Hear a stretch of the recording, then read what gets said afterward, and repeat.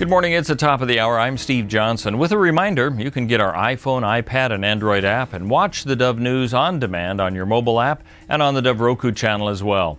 Well, students were camping out with teachers in school gyms, and commuters abandoned cars along highways to seek shelter in churches and fire stations. This is after that rare snowstorm left thousands of unaccustomed Southerners frozen in their tracks. Yesterday's storm deposited mere inches of snow, barely enough to qualify as a storm up north, and yet it's been more than enough to paralyze deep south cities like Atlanta and Birmingham and strand thousands of workers who tried to rush home early on to never make it at home at all. There were hundreds of fender benders, we're told, and some fatal crashes as well. Well, President Obama used his fifth State of the Union address to say he'll increase the minimum wage for some federal contract workers to a minimum of $10.10 an hour.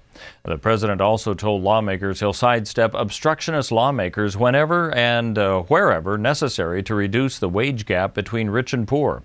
It's a threat he made 3 times during his speech to the nation last night.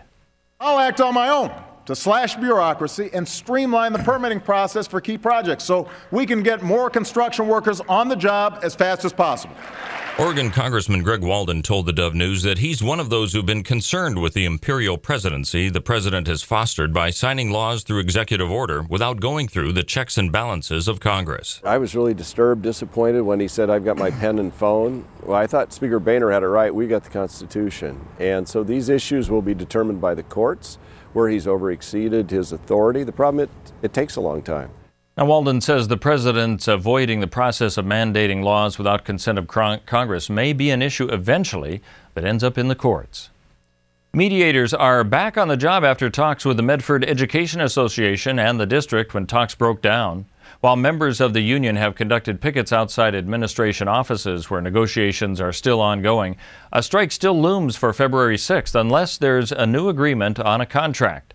Now a mediator is in place, which Superintendent Phil Long says is not ideal. With a mediator, you're one step removed because the teams aren't together. The mediator goes back and forth between the teams. But it still is, you can still make progress, and I think everyone would like to conclude this. It's just, how do we do it in a way that doesn't undermine the stability of the district, but also attends to the remaining primary concerns of the Teachers Association? Now, if a strike takes place, substitute teachers would be put in place for the more than 13,000 students in the district, though it's not known just how many would be needed to fill that teacher gap. Well, let's take a look now at what we can expect on the weather scene as we start with a forecast of what we can expect for southern or central Oregon.